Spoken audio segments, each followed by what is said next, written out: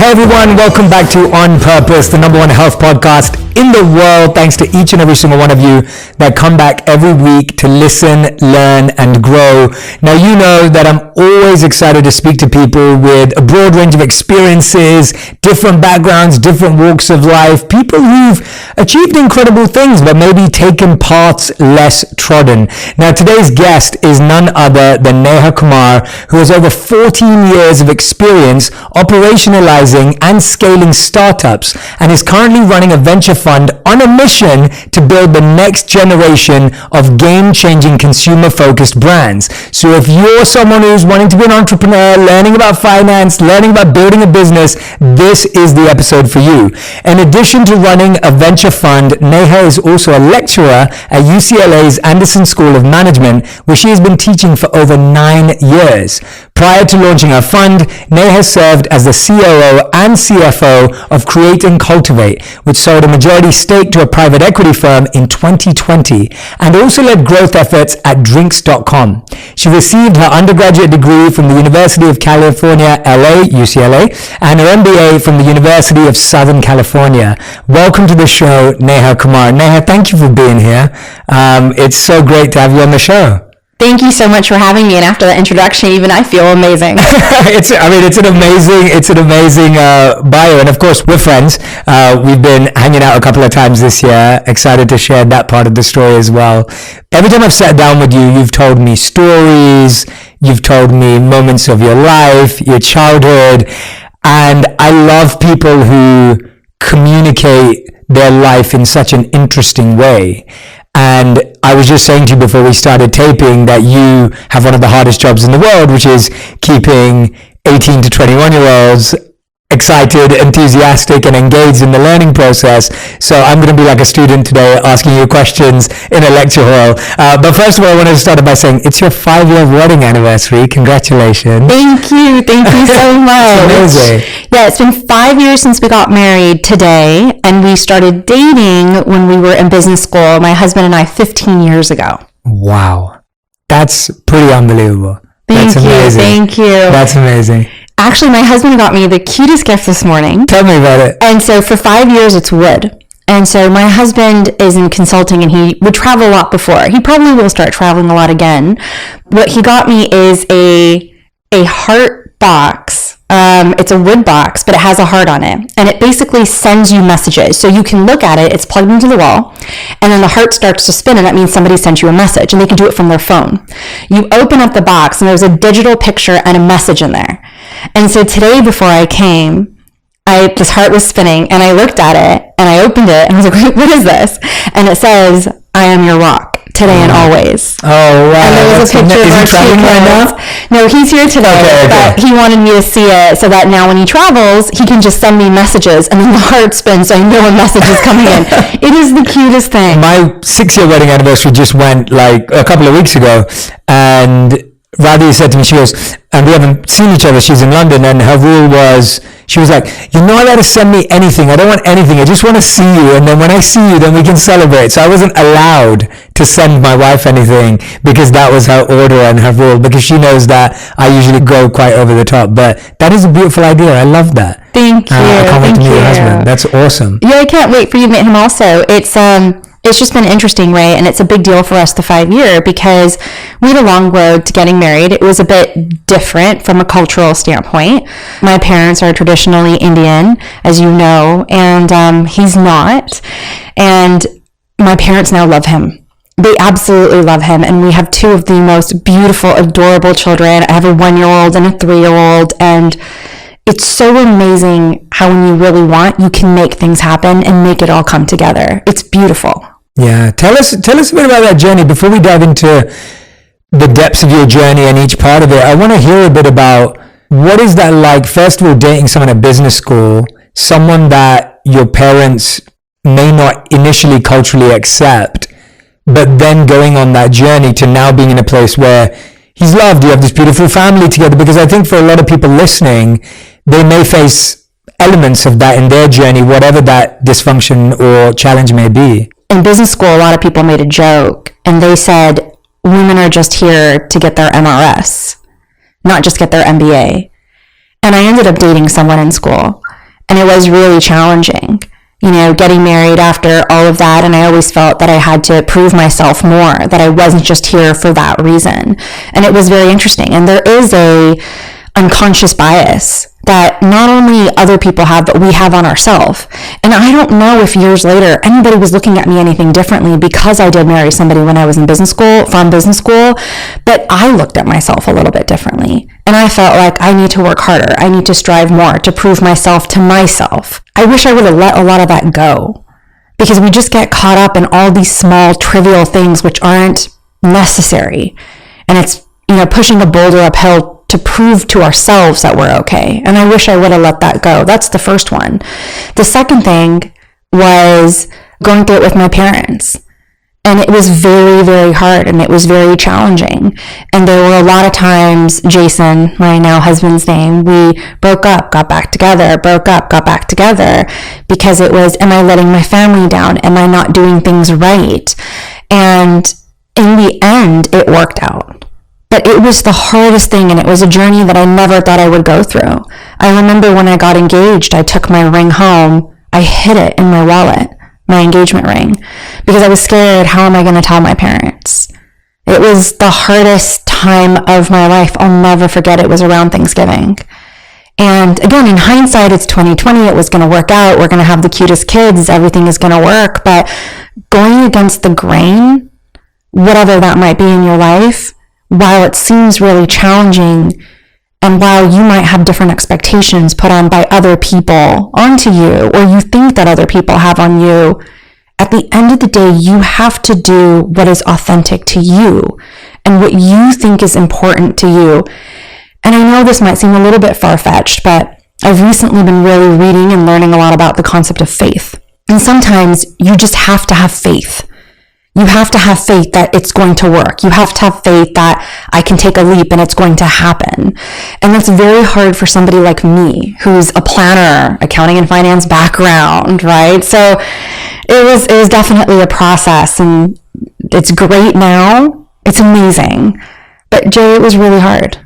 This idea that women go to business school to get married, I mean, it's incredible to me to hear that idea had seeped in to that place, because you're at this reputable school, you're getting this incredible qualification, and the fact that that's the rumor mill around the space. I mean, now when you're someone who's been so extremely successful in finance, as an entrepreneur, as a business person, tell me a bit about where that discrepancy began in your life, where you started to feel like you had to work harder, where you started to feel like people looked at you in a certain way, and what were the actual steps you took to keep confident, to keep focused, to keep driven on that journey? Because when I meet you today, one thing I do appreciate about you is that although you're a very powerful business person, I don't believe that you've lost the ability to have a compassionate heart,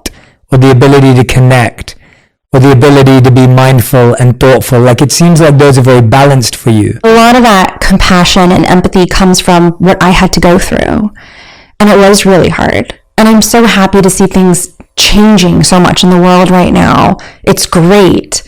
But as a young girl, it is hard. I was always interested in accounting and finance. My dad is a financial planner. And so we grew up with him always wanting to tell and teach me and my younger sister about personal finance so we could be independent and we could do things. And I remember I was working in banking and I was in a credit training program. And I remember another guy saying to me, "Why are you doing this? You could just throw parties, be a party planner." And it was really hard for me to hear that. And it was a lot of moments like that that had me say, I'm going to work harder. I'm going to work smarter. I'm going to work stronger. I'm going to do what I have to do to excel. And we can look at a lot of those things and say they were bad, but in some way, shape, or form, I think everybody goes through something. Whether you're a woman, whether you're a male, whether you're a person of color, whatever it is, you go through something. And we can either look at those things and we can let them beat us down, and sometimes I did, Jay. But we also can take those as an opportunity to push ourselves harder.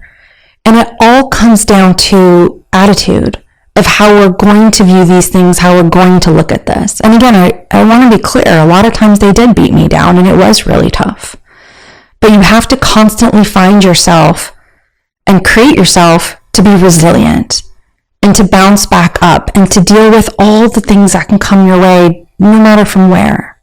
It's so difficult because you realize that there are challenges that everyone goes through, but when it's like a whole gender is treated a specific way, that is a much larger challenge. I saw this video a few years ago that I think summed it up brilliantly. So in this video, they had blue balls and pink balls, and they asked a 10-year-old boy and a 10-year-old girl, their job was to go and pick the blue balls up for the boy and the pink balls up for the girl, and they'd collect them and put them inside this container. So the boy ran off, he started picking up all the blue balls, it was the same amount as the pink balls, the girl ran out, they filled their containers up, they pretty much finished around the same time. And then they gave the boy this huge jar of sweets, and they gave the girl like 3/4 the jar of sweets. And the whole video was to show the gender pay gap and how men and women doing the same work are rewarded differently. Talk to me about how you've seen that in the industry. Like, did your friends who identified as women from business school, have they gone on to feel satisfied and accomplished in their careers, or are they noticing those discrepancies along the way as well, and for yourself and your path that you took too? I think what's really interesting is a lot of people talk about the pay gap and all of these things which are there and they're apparent. But what I think a lot of times is missing is the type of careers that you see a lot of people go into, and the question would be why. So in business school, for example, the school that I went to, the majority of women went into marketing. We have different verticals. We have a marketing vertical, finance, etc. In the finance vertical, there were 3 women total. In the marketing vertical, I'd say like 90% of them were female. Now, certain industries pay more than other industries. That's the way of the world right now, right or wrong. That's kind of how that works right now, right? What I think is very important is taking the time to educate and allow for opportunities for women at younger ages, to show them that there's different things that they can do. So here's an interesting thing. When I was in junior high, we had an elective course we could choose, and you could either take home ec or wood shop. And Jay, I really wanted to take wood shop. Like, I really was excited to cut these things and create things. I thought it was amazing. And all the girls were going to take home ec. And I remember asking my mom, what should I do? All the other girls are doing this. They're taking this class. And my dad jumped in and said, no, you do what you want. And I ended up taking wood shop. And I'm glad I did. But it's just so interesting that even when I was taking wood shop, I kept thinking, did I do the right thing?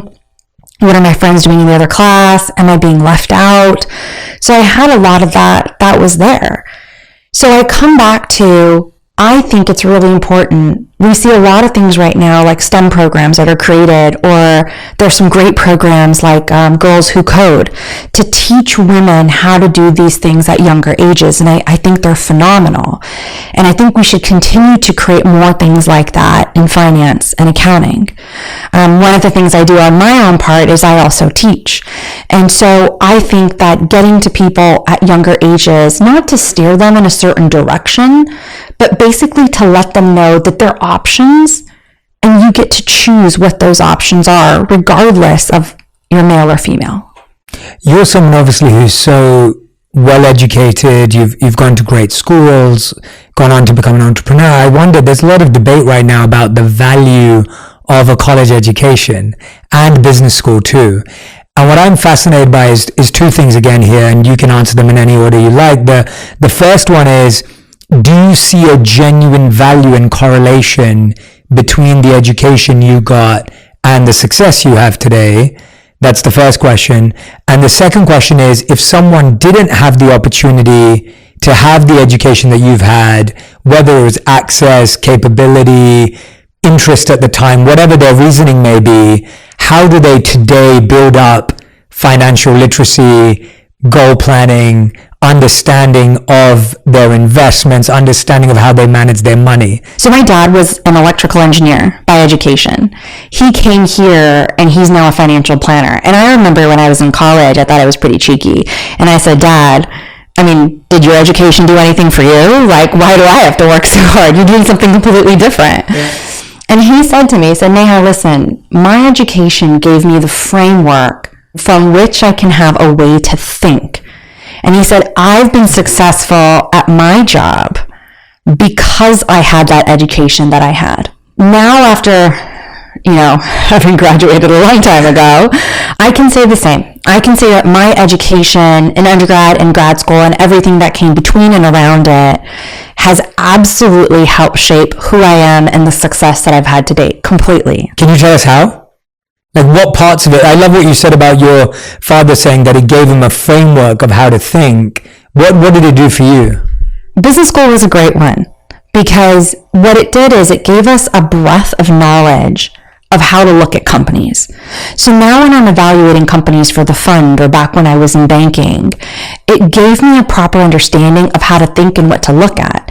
And if you think about it, right, experience that we get from people in academia, etc., it's just trying to learn things at an accelerated rate. Now, could you learn them on your own? Absolutely you could, right? Maybe one day we'll get to the point where we're like the Matrix, the movie, where you get plugged in, and then all the information comes in. So the way I view academia is it's you go 4 years for a college degree or whatever it is that you do, but you're trying to learn the information at an accelerated rate. So instead of you having to try and learn and figure these things out, it takes a quicker time. Like, I'll give you a quick example. You might already know this, right? But are dogs colorblind? Yes, dogs are colorblind, right? I told you that information. That took me a second to tell you. You might have known it, you might not have known it. Yeah. Now, if somebody had to go figure that out on their own, it's months and months of study and research to figure that out. So what education allows us to do is learn things at an accelerated rate. Having said that, your second part of your question, does everybody need to have a formalized education? Now, what I'm going to say is not very popular, especially in the world of academics. But no, not everyone needs to go down that traditional path. So if you think about it, back in the day, what really shifted education? The first thing was the printing blocks. Before you had to have a teacher, now you can have books. So information can be easily accessed through these textbooks instead of just from one person talking. Then later, if you think about it, online learning and education came up. So now you have that big shift over there. I think that there's multiple different ways that people can get access to education and information. And I think that the pandemic, it was already going to happen. The pandemic just accelerated that. And I think it's amazing.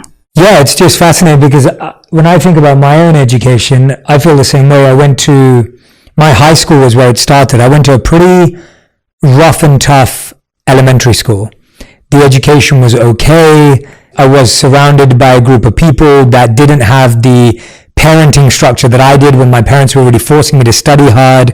I was one of probably 3 people that ended up going to a grammar school or a school that you had to take an exam to get into in England. My parents couldn't afford to send me to a private school, so a grammar school is the next best thing, where you got a private school education for free by passing an exam. And so that school is where everything changed for me, because all of a sudden I went from being like one of 3 people who was at the top to being literally like in the middle of a bunch of really smart people. It was almost trained to us in how to work hard, to how to compete, how to build. Now, not everyone liked that environment. A lot of people actually look back at their time there and go, I would never send my kid there. And that's why I think it's so interesting to think of people as so unique, right? What works for us doesn't work for everyone, which is what you just said, which is I completely agree with that maybe I'll have a child one day who wouldn't have flourished in the environment I flourished in, or who wouldn't have gravitated towards the teachers that I gravitated towards. And so for me, I look at my education as having a massive impact on me, because I value being really right-brained and creative, but having been given lots of logical, hardwired, structural thinking. And I think that where I am today is because I can toggle between those 2 things. and my education gave me the hardwired, logical, rational brain, but then I had teachers that allowed me to bring out my artistry and creativity, which is what I value myself for and what I love about myself. It is really interesting because I look back at education and go, actually, I learned a ton of stuff too. And I think the mistake we make is we look at our education and we go, I don't do that for work today. Mm-hmm. And that is probably true. I mean, it's definitely true for my life, but it's not what I do for work today. It's, well, what did I take and what did I collect and what did I grasp and what did I put into my toolkit that actually today makes me better at making decisions or makes me better at doing this or that. So yes, was my education directly correlated to my career? No. But were there skills and lessons and tools? And that's what I'm hearing you say as well. I think correct. We feel aligned on that.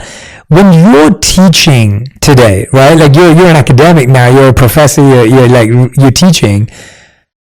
What I find really interesting about that part of your life is how much of what you're teaching do you think, or do you encourage people to go out into the real world and practice? Because I know you have lots of interesting methods that you've shared with me before.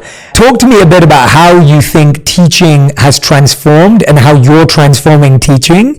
Because a lot of people who are listening or watching, they may be coaches, they may have online schools. I know a lot of our audience are trainers who have studios or online apps and platforms and things like that. Yeah. How can they think deeper and differently about teaching in today's day and age? Get away from just the textbook or just the content in the textbook, and to really get the students the opportunity to understand how that connects to the world, whatever the topic is. So right now, one of the courses I'm actually teaching it right now is entrepreneurial accounting and finance. And what I do is every week when I start off class, I start off with a quote. It could be any quote from anyone. Recently, I had one from Napoleon Hill, and I won't quote it exactly right, but it was something about just get started. Mm-hmm. The tools will start to come into place once you get started. And I told the students in class, and this is the part is, so I start off with the quote, and then I give them an action item every week at the beginning of the week. The action item for this specific quote was, during class, I want you to think of two things, any two things that you've been thinking about doing and you just haven't been doing. You've been dragging your feet. It could be a homework assignment. It could be that you need to talk to someone. It could be that you want to ask somebody out on a date or dinner, whatever it is. But I want you to think about it during class. And then I want you to write it down at the end of class. And then in the next week, I want you to get an action and I want you to do it. And so the reason I told them to do it during class is because if I gave them a day or 2 days, they're going to overthink it. There's already something there for them in their mind of, I need to do this. And I wanted that to come out right away and not overthink it. That's the first part. The second thing I also did is I actually went around the class and looked at everybody and I asked for an acknowledgement. If you just say something to people, that doesn't mean it's going to cause action in them. But what I actually did is I looked at everyone and I said, okay, and I'm looking for the from each person, an acknowledgement. How many people is this? About 43. Okay, wow, there's a lot of nodding. No, it's good. Yeah, I like it. We went through that and they all said yes. The most interesting thing happened is that I have one set of office hours right after class. I already had students coming in after that class telling me about the things that they're going to do, right? And so when it comes towards, back to your original question, right, or what are some techniques or methods I might use in regards to education and teaching and work to transform it, so many people get caught up in the technical items. Back in the day before, if you were teaching formulas or whatever else it was, you had to go through it with them. I can go through it with them, but I also know they can go on Google and get it. I know they can go on these other websites, you watch these YouTube videos, whatever it is. I'll give it to them in class and we go through it, but I also want them to get real-world application of how these concepts are applied, and so they get excited about it. And I think that's something that was missing a lot from other classes that I've seen or I've taken, is they go straight into just the technical items, but they're not actually taking it up at 3,000 foot level and saying, this is why it's important. And I always like the inspirational items and the quotes and everything else. It keeps people in action, and I think that's the most important thing. Yeah, no, absolutely. I love those insights, and I think acknowledging people. I remember the first time Facebook Live launched. This was probably around 6 years ago now. And I was one of the first users. This was when I was a senior host and producer at HuffPost. So I was in New York City and we had a partnership with Facebook Live. So I went live And the first thing I asked was, hey, if you like anything, press the like button. If you love anything, press the love button. And if you want to share something with me, drop a comment in the comment box. And my producer was holding her hands over her face going, Joe, I can't believe you just asked the audience to do that. And it was really funny because the response was amazing. People loved acting like what you just said. Like, people loved that there was a prescribed way that they could respond to something. So if I shared a quote that was inspiring, people would click that like button and then I could see it and then I could respond to them. And that's when I started to understand that people don't just want to be receivers, they want to be participants in learning. And they don't just want to be on the receiving end, they don't just want to be listeners and hearers and taking in, they want to be involved and they want to be engaged. And so I love that example of teaching. Let's say a lot of people who are listening right now may have just started a business or they're on the cusp of starting a business. How should they be thinking about the finances of this business? They don't have a lot of money to get started. They're probably not going to go and raise. They're probably just trying to build something through a few friends, maybe from themselves. What are the things they should be thinking about? I mean, that's a really great question. I could just say, take my class. Can they take your class? They can. No, not everybody can. You're right. But I would say, yes. You want to be able to think strategically, right? And so you want to look at, how much runway do I need to have to actually get the business started? And a lot of this comes back to capital, and I don't want to nerd out too much on capital conversations. One of the first things I do with my students, even if I'm not having them go through this, is I'll have them build out a pro forma, right? So what is it going to look like? How much money do I need to have for what period of time? And this doesn't need to be something fancy. You don't need to build up a model and put in Excel. You can write it on a piece of paper. And I think a lot of people don't look at the basics even to start on something like that. And I'm also all about following your passion and getting excited and everything else, but you also want to combine that with things that are practical. And I think when I have people come to my office hours, I get my current students, I get a lot of people coming to my office hours, even non-current students, and they ask me the same question you're asking. And I turn it back on them. And I say, what is your purpose? What is the purpose of what you're trying to achieve? Some people will tell me, I want to make money. Some people will say, I want to do this for fun. Some people will say, I just want to have experience. There's a lot of different reasons of why people are doing things. And I think it is very important, first and foremost, to be clear with yourself on why you're starting this business. Now, if it's to start a business for your livelihood, we actually have to map this out and plan it. Right? What is your market size? How many people are in there? A lot of companies that we're looking at right now are in the beverage space. I love the beverage space, right? It gets me very excited. And you want to look at that and see how many people are currently in the market. What are the other products that are out there?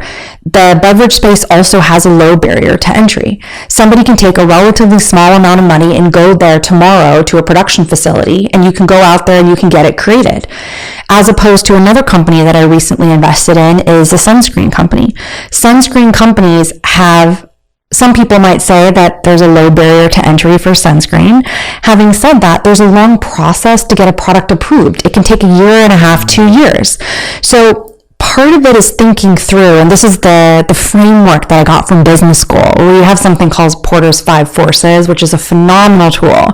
So you look at what are the items that are market competitiveness, who are the other competitors in the space, what are the barriers to entry, what are the alternatives to the product, what are the substitutes. It's actually a model. I had a diagram and a whiteboard right now. I draw it up for you, right?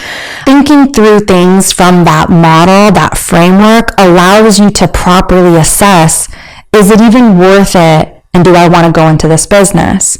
And again, probably a non-popular opinion at this point in time, what I'm about to say, but everyone always says, just go out there and follow your passion, follow your dream. I get that. I do. But you also have to look at something that's, Absolutely. Is this a viable business? Absolutely. And how much time do you want to spend on it? I'm really happy you said that. I mean, when I started doing what I do today, I was working a full-time job, getting home from the full-time job, and then editing videos from 9 p.m. to 2 a.m. and then waking up, going to my full-time job, coming back and doing the same thing, and then doing this on the evenings and weekends. And therefore it didn't need to make money. So for 2 years, me doing my passion didn't directly relate to money. It didn't make me revenue, it didn't make any profit, it didn't pay my bills, because I was paying my bills through a full-time job. And that to me was the healthiest way for me to start, because I was able to see what the options were and what opportunities came up. So while I was doing my full-time job, paying my bills, I didn't have to worry about anything. And actually using my evenings and weekends to build my passion led to that being my long-term business.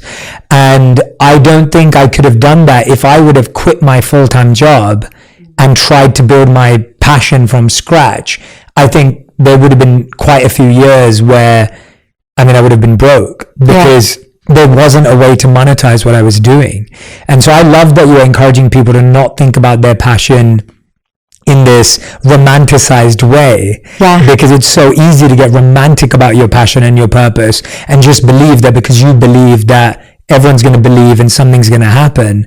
And I often prefer that people either do what you're saying, where they actually have a plan, they're structured, they're thoughtful, or they're in two boats for a while. They have their job or their part-time job, and then they have this other thing that's going on, and that's a much safer place to be.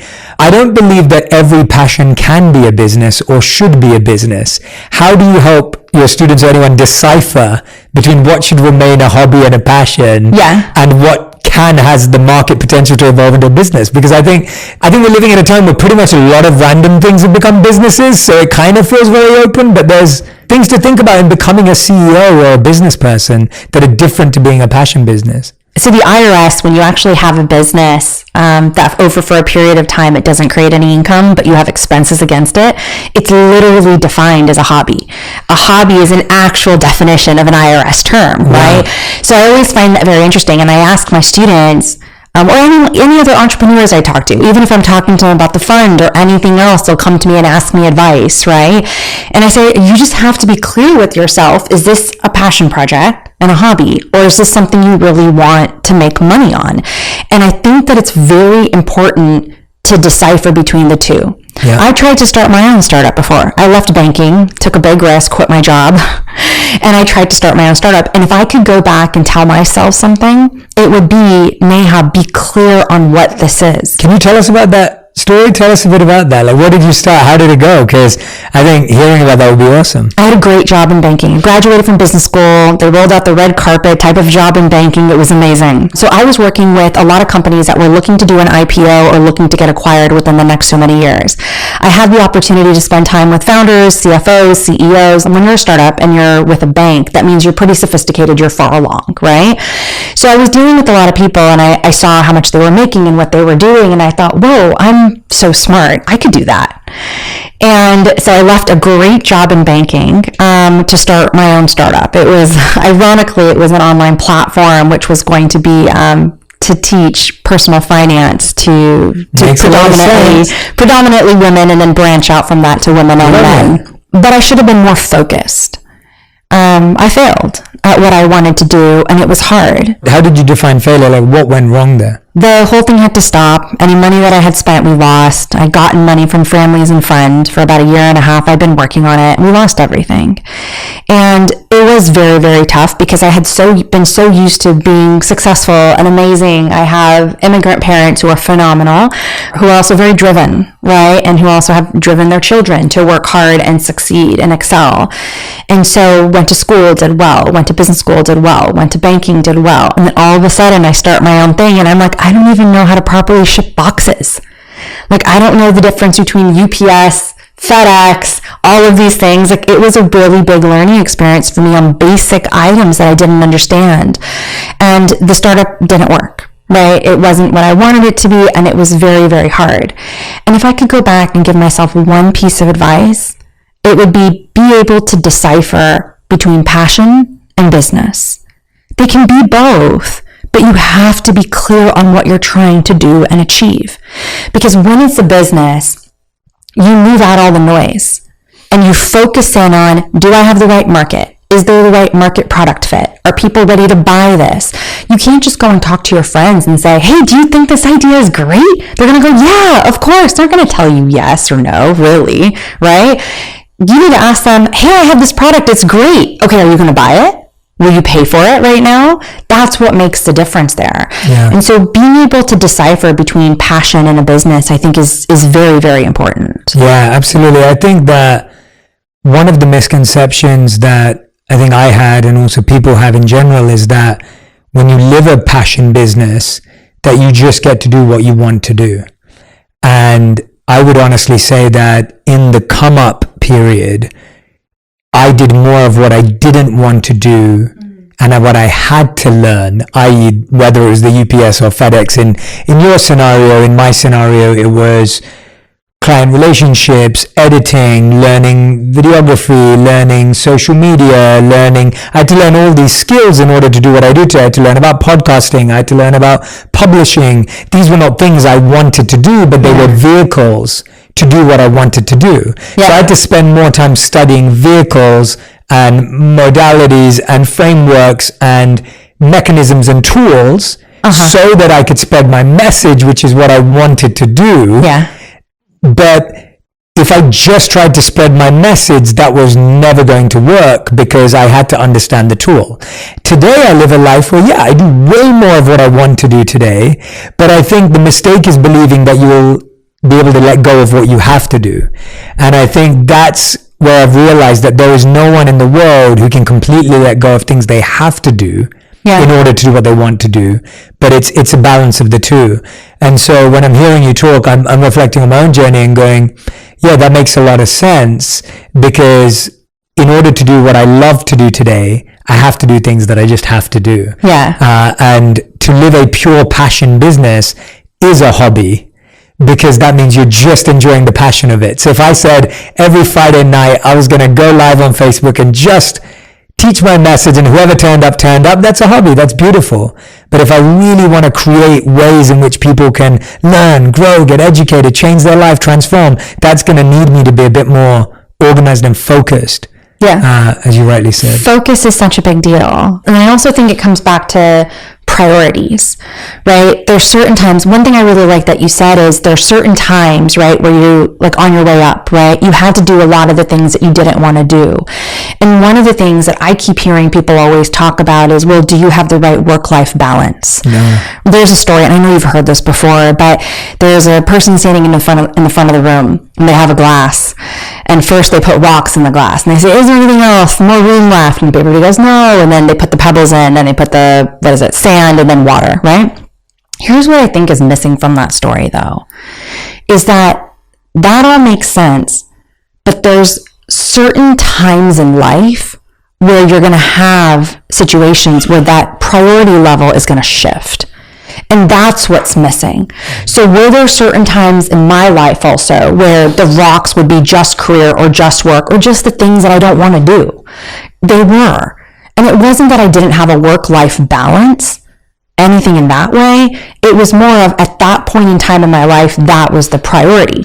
So even though now my priority is family, and I love my work. I love running the fund. I love teaching. You know that, though. I teach for fun, right? I love it. But the priority set is going to shift over time. I'm so glad we're having such a real conversation about this, because I'm like loving this right now, because I completely agree with you.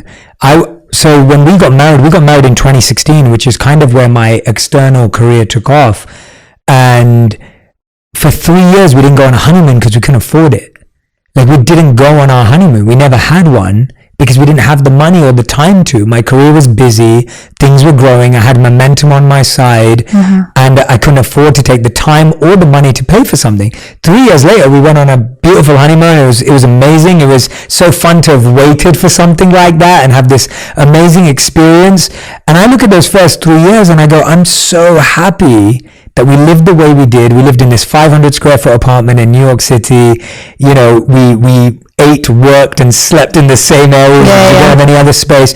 And I have such good memories from that time. And I'm so grateful that the rocks became just hard work, networking, meetings, events, whatever it was. And my wife was doing the same for herself. I'm so happy that I allowed myself to do that for 3 years in order to have the life I have today. And I don't think there's a right or wrong way, and that's what I'm hearing from you too. It's about the hope that you have for the result you want. Yeah. Right? It's like everything's proportionate to what you want. And I don't think that we should have either romantic or unromantic views of what we want to have in life. We should just be clear that if this is where I want to be, this is what it's going to require. And yeah, I'm grateful for those memories. I'm grateful for those times. I look back and I'm so happy that, and even today, I was saying this to a friend today, I was like, I still haven't taken my foot off the gas today. Yeah. Because the people I look up to and admire and respect, they haven't taken the foot off the gas after 30 years of being at the top of their game. And I want longevity, right? I'm not looking for a flash in the pan, or I want longevity. I want to be doing this for the next 3-4 decades of my life, which requires a different level of planning and maturity as opposed to just going for quick wins. So I'm glad we're having this conversation, because I think it's a tough conversation to have. Yeah. But it is true. And again, I want to go back and say to people, like, it wasn't about not having work-life balance. It's that the term work-life balance means everything should be equal. Exactly. And I think equality is the issue, because equality doesn't actually mean balance. For example, 2 hours of time for myself a day could balance out 10 hours of work that day. Yes. I see you nodding and smiling. 100%. I was talking to my mom about it previously, and she's like, work-life balance, just because everybody always talks about that with motherhood and this and that. Like, I have 2 kids, right? If you literally think of balance, if you think about like 2 weights on a side, you have 50 pounds of gold and another person who's 50 pounds. It's a balance. It's equal. It's never going to in life be that way. And I think the challenge that people have is they're calling it balance to begin with, when it should be priorities. When I was at drinks.com, a direct-to-consumer wine company, I probably was working 70, 80 plus hours a week. Like, I remember looking at this and going, I'm 80 plus hours a week. What that means is I'm working all day, come home, have dinner, and then I work again. And you do that 6 days a week. Now, is that good or bad? I don't know. But at that point in time, it was a priority in my life. I was married. My husband travels for work, as you know. And so he wasn't there, right? He was gone every single week. And so I loved what I was doing, and it was exciting to learn more and do things. And the more things I would say at work I can take on, they'll be like, you want to launch a new wine project over here? Go do this. You want to look at how some of these things run we were doing a wine program for Martha Stewart. You can do this, right? It was amazing, right? So I felt like whatever I wanted to take on, I could. But my priority, my walks at that point in time in my life was my career. Yeah. A lot of people look at priority lists that you have, right? So you have 10 priorities of things that I want in a job, or what I did, it was with a guy, right? How you're dating. And they look at it in a horizontal manner. Like, these are the list of all the things. I like to look at it in a vertical fashion. And then you have to put in order, right, the priorities. And you can quickly see, even if this is almost like playing with your subconscious, right? You yourself will start to see what are the priorities and what's the rank amongst them. Once you do that, then you can say, all right, at this point in time in my life, I'm going to focus on this. Later, it's going to change. Later, it's going to change. It's just like buying a house. I have so many friends right now who are in the market. It's a crazy market, right? Yeah, it's insane, yeah. But everybody always says, we want great location, good price, and a lot of space. We live in LA. I mean, come on now, right? Yeah. And what I've noticed is that when they're with their partners, they're not on the same page. And so what I've been telling them, what my husband and I did is we both sat down and we created a vertical list. I now know what his top priority is, and he knows what mine is. When we're going out and looking for places, it's easier for us to be on the same page. And it sounds like you understand what I'm talking about. I'm completely in agreement with you. We did the same exact thing. And for Radhi, it was a big kitchen. Like, that was very important to her because that's her world. For me, it was having a space where we could have a studio like this and we could have an office. Like, those were priorities for me where I could work from home because I love working from home. For my husband, it was being close to the beach. Oh, wow. Okay. He has to be close to the beach. He's a total beach person. And then for me, I needed something where I can have my own office space. Yeah. That was separated from the kids. Office. That's But that's beautiful, and I love that idea of people writing down their priorities separately, and also just recognizing that different stages in life will have different priorities, and knowing that it can change. And absolutely. That balance, if everyone could remove the idea from their mind that balance means equal, because the way we think about balance is time. We think dividing our time equally means balance. Yeah. But that's the wrong currency to divide. Yep. Balance means how much time do you need for yourself in order to feel great so that you can give and build and create for the rest of the day. That's what balance is. Yeah. And I find for me personally that 2 to 3 hours a day for myself gives me enough energy to go ahead and do that. Someone else may say they need 4 or 5. Someone may need 1. You know, it's all subjective, but to me, balance just shouldn't be about time. It's not about equality of time. I mean, this is one of the best things that I've heard anybody say, because you constantly keep hearing this all the time everywhere. Everyone needs work-life balance. You do need a balance, but again, it's not equated to time. I think it's more, you got to do the priorities. What are my priorities? I need to make sure I'm getting all those priorities in, whatever that might be. And in different stages of your life, that also does change. Yeah. So I think that's a wonderful way to put it. This is what I love about you. You know, you're a woman, you're a business person, you're an academic, you're now a mom, like, you know, and that's why I'm enjoying having this conversation with you, because I haven't had the challenges you've had. I'm not a mom. Like, I don't have to raise kids and build businesses and do, like, I'm not in that position, right? And so I have so much respect for you, and I have so much admiration for you and what you're able to achieve and do, because I think every time I've seen you also, you just carry yourself very well, and at the same time have all this going on at the same time, but you love it, and you can tell that you love being a mom, a teacher, and a coach. You love being an investor and an entrepreneur. I read a study from 2021 that said that, and of course, let's be honest, what mothers do is priceless, and you can't put a value on it. If someone asked me how much what my mom did for me, how much was that worth, could never put a price on it. But I do believe it's important to understand value. There was a research study from 2021 that said that if you looked at a mom's career as a career and looked at the over 103 hours a week, more like 24/7, if you tallied up all the costs of how much everything would cost to do or hire or outsource, it would be $186,400 that an average mom would make. When you hear that, what goes through your mind? I want to hear your response and thoughts. It's a lot of work and it's a lot of time, and I just don't know if society always understands. Again, it comes back to the unconscious bias, right? That we feel as women that it's our responsibility to take care of the household. It's our responsibility to do all of these different things. And the amount of time and energy that goes in, it's constant. And sometimes you might be lucky and get a smile from your child, but that doesn't always happen.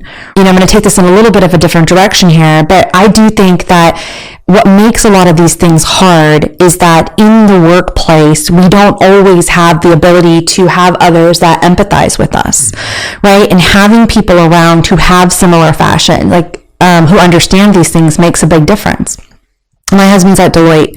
Deloitte is known to take care of women. They are known to be a great place for the working mother. They have a lot of partners that they interact with, right, who are mothers.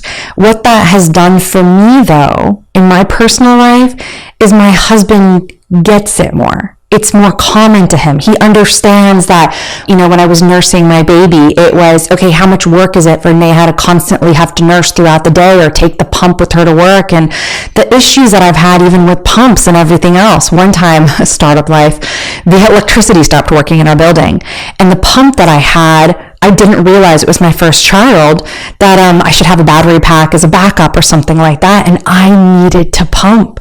So I had to leave and drive home to go do it, and it was such an ordeal. But these are the things as women that we're constantly having to deal with that not everyone understands. And I think that having women in certain positions at work, it does make a difference because it shifts the conversation. Even my husband, who's amazing and very loving, he's constantly being exposed to it at his work. Of course. So he sees it, he hears it, and then he'll empathize more with his wife. But Jay, to your point, it is nonstop. It is 24/7. You never get a break. I think the only time I get a break, and I think I'm lucky about this one, is when I go to the bathroom. Yeah. But otherwise, if I'm at home, it's nonstop. Yeah, I remember my mom doing the same thing. Like, my mom was the main breadwinner of the family. She used to cook for us, breakfast, lunch, and dinner, pack our lunch, send us to school. She'd drop me and my sister to different schools, pick us up, like the whole works, you know, and help us with our homework and plan weekend activities. I mean, super mom, like, just incredible. Yeah. And also, I agree with what you said. So I grew up seeing my mom work really hard, and so that gave me a sense of empathy and compassion to how hard moms work. I have a younger sister who, you know, when she gets married, I think about the same thing. I'm like, I can understand that, you know, she can't be left to do it all on her own. And so, and I love what you said about the workplace. I worked at Accenture. Again, Accenture has incredible practices, especially in the UK, at least, where I worked there, for moms, where women who'd go away on maternity leave, when they come back, they'd come back to the position they would have earned if they stayed at the company. Yeah. So it wouldn't be that, oh, you went off and became a mom, so you're going to start where you were. It's like,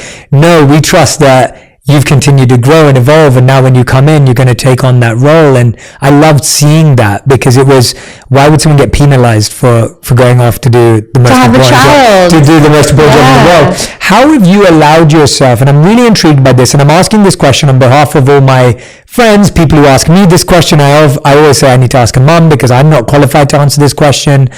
How do you deal with mom guilt in the idea that you are an ambitious business person who wants to do creative things, who loves what they do, and then you deal with the challenge that, but what if I miss that moment with my kid? Or what if I'm not a part of that moment of their growth? How have you dealt with that? Because I think that's the hardest thing that from when I speak to women today who are mums, they just say to me, Jay, I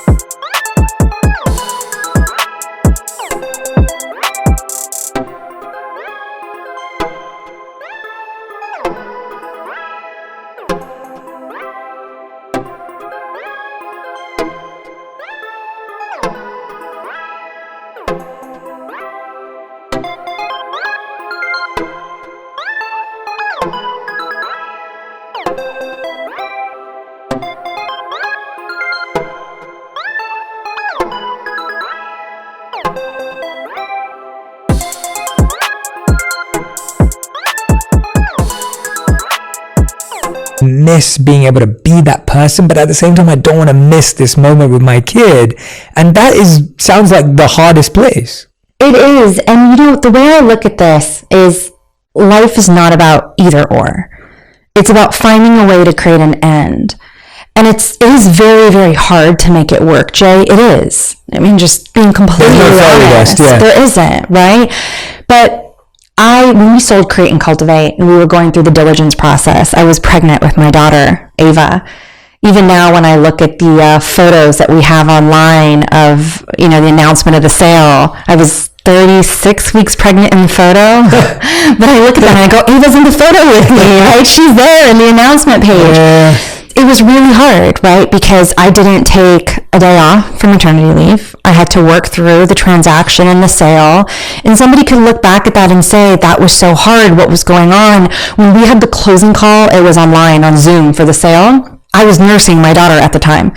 So I had the camera off and everybody said, hey, we can hear Ava. We can do all this stuff. And somebody can look at that and say, and every mom has their own journey. For some people, it's good for them not to work and stay at home. For me, the type of person that I am, and I don't need to feel bad about it, I love working. I love being out there. And you know what I'm going to love doing? I'm going to love telling my daughter the story of how she was born and the village and the army of people that stepped in to come and help me out so that I could get through the transaction. I felt like I had my baby strapped to my back and I'm going out there and I'm doing all these great things. And the fact that I was able to get and be a part of getting a company sold that focused on live events during a global pandemic, while pregnant, I will always have that. And I get to tell my daughter, Jay, what I did when I was having her and what she can be able to go and do in the world. So what my thought for people is who have mom guilt, that they have work and they have personal life and all of these things going on, is you have to first take care of yourself and then you can take care of the child. It's the old story, right, of the airplane when the air masks come down. First you put it on yourself and then you put it on the child. And you have to take care of yourself first. And this comes back to self-care, mental health, everything else. If you don't take care of yourself first, you can't be the best mom. After my first child, I dealt with severe postpartum, and it was very, very hard. I went back to work very early. I started a new job, this job at Create and Cultivate. And I remember thinking, I have to push through this. I'm not a good mom. I'm not great if I can't make this work for my child. What's wrong with me? I thought all these things. I started working when my son was 7 weeks old. Within 2 days, I stopped crying. I was crying all the time. It's a part of postpartum. Within 2 days, I stopped crying. And everybody around me would say, why are you working so soon? Your baby needs you, this, that. And I said, I need me. When I go to work and I can focus on the things I'm great at, I feel good and I feel confident. And then I get to go home and be the best mother to my son. And this is again when I had my first child. And I think that mom guilt, again, I've used this phrase, but it's an unconscious bias. It's there from other people, but it's also there from ourselves.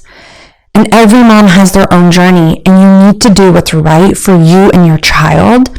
And there is no wrong. There's actually no wrong. Yeah. First, you got to take care of yourself. The second thing for me that worked out very well is I created what I call a life team. You know, and we create these teams at work, but you have to create these teams around you with your life. I have an amazing supportive husband. I have phenomenal parents. My mom is my coach, right? She talks to me every time I'm driving in the car, helping me sort through things. She's phenomenal, right? My in-laws are amazing. They help with my kids all the time. I don't know what I would do without them. I have some friends who are always there. You know, you create this great team of people around you. And what that has allowed me to do is spend what I think are the important moments with my kid. Both of my kids. So right now, every Friday, the second half of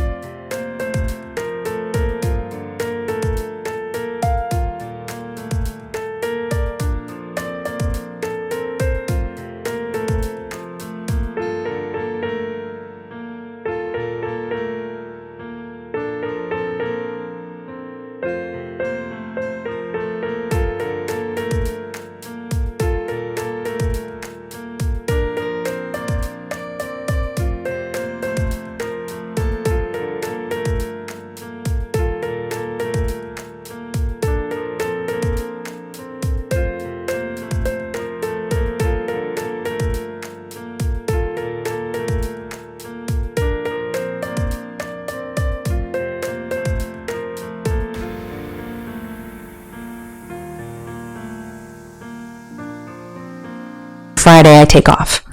And every other Friday, I'll take out one of my kids just for mommy and me time. My son's name is Inder. He's so cute. And he goes, is it mama and Inder time? It's the sweetest thing. He's a little over 3, right? But to me, that's more important than hearing a word that he said for the first time or seeing my daughter do something different, like she turned over a different way. She's just over 1, right? For me, that time I get to spend with them one-on-one, for me, that's what's important. Everybody will have their own, though. That's important for them. I love that. I mean, I took so much away from that, but I think the ultimate answer is that there is no wrong, like recognizing that however you're functioning and dealing with it, and as long as there is time. I love what you said when you said, I needed me, right? Like, I think that's so powerful. Like, I needed me, and when we are full, we are able to give ourselves to others. It's the old cliche, but it's true. But hearing that from you is really powerful. Neha, you've been so generous with your time today, and I actually absolutely love everywhere we've gone. But I do want to talk a bit about And this is the last question I'm going to ask you before we go to our final 5, which you're aware of because you're a listener, so you know that we're going to end with our rapid fire round. But before that, you launched New Money Ventures, yes, which is your fund. You know, you're investing in lots of exciting companies and brands. How are you deciding what to invest in? What is it that you as an investor look at? I think that would be really educational for our audience who potentially may want to have investors one day and raise one day. What are the things you look for? There's 2 big things I look for. One is the market opportunity, right? So what can this actually grow into? And then number 2 is the founder. We're investing in early stage. So for us, that's going to be seed and Series A companies. I know that things are going to change no matter what. There's going to be ups, there's going to be downs with a lot of these startups. We want to be able to invest in the right people who can pivot along with those changes. And those are the 2 big things of how we look at which companies we're going to invest in. Amazing. Very clear. It's very clear, very concise. Yes. Very clear, very simple. I love it. All right. So we're going to end with our final 5. So Neha, come on. Oh, go on. Of course, I was going to say, I have to tell you too, I've been listening to this podcast. I listen to it all the time on the drive to class. I love it. So Tuesdays and Thursdays right now I go to class and it takes me about 45 minutes to an hour. Oh, it's perfect timing. I love it. And sometimes, I told you I tell my students a quote, I'll actually pull it from some of your podcasts. Oh, I love that. Thank you so much. That means the world to me. I love that. Of course. That I'm a part of your day and my class's day too. Yeah, I love that. That means the world to me. Thank you so much. So now you can pull a quote from your own podcast now when you listen to it on the way. So something you said. Okay, so Neha Kumar, these are your final 5. The first question is, what is the best advice around money you've ever received? My dad would always tell me this, and he'd say, when you have money, everybody wants to give it to you. When you don't have money, nobody wants to give it to you. And the reason that's something to be very cognizant about is about how you manage your finances from a personal side, but also from a work side. Love that. Great answer. Never had that before. All right, second question. What is the worst money or finance advice you've ever heard? You know, there's a lot of people who get up on panels and things and they'll say, just go out there and get the money. Just go out there and raise it. Yeah. And there's a lot of fluff behind that. You need to be able to support it. You need to be able to show that you have the right business behind it. And the last thing that you want to do is, you know, you hear all these advices of, you know, drain your 401k, go out there if you believe in what you're doing. I'm all about faith. I left my job, right? I did all of these things, but you do need to be able to have some support before you completely drain out your 401k, and you need to make sure that you're financially doing the right thing for your business. That's great. Love that. Question number 3, how would you define your current purpose? To leave the world in a better place than I found it. I love that. It's beautiful. Question number 4, if someone has just failed, what would be your best advice to them right now? Get up and start again right away. Don't even think about it. Brilliant. I love that. That was very quick. Very quick. You're really rapid. This is good. All right, 5th and final question. We ask this to every guest. If you could create one law in the world that everyone had to follow, what would it be? Don't judge other people. I love that. I think we're all so quick, especially in the media world today. We're so quick to judge everybody around us. Absolutely. And I think that if we were to take a step back and know that everybody has something that they're coming from, and just not to judge them, and not already have our own listening of when they're talking, what we're listening to, and not judge, but create a space for them to say or do whatever they want, I think that'd be amazing. Everyone, that's Neha Kumar. And everyone, you need to share this episode with someone who is starting a business, just failed, running one, figuring it out. I believe this was one of the most raw, honest, open conversations where Neha didn't hold back at all. We really got stuck into some really difficult topics and territory. Neha, where's the best place that people can find you, follow you, connect with you? If people are like, I need more of Neha's advice in my life, where's the best place? Absolutely. So I do have my Instagram profile, right? Yep, Neha T. Kumar. I will be starting up a couple of things as well, and then I'll be putting it through my Instagram links also. Amazing. So Neha T. Kumar on Instagram. Please go follow her. Please go and tag me and Neha on Instagram and on any other platform that you're using to tell us what resonated with you, what stood out to you, what connected with you. I'd love to know. You might even end up in one of her classes. But thank you so much for listening and watching today. Please pass this one on. I think it's going to impact a lot of people, and I can't wait to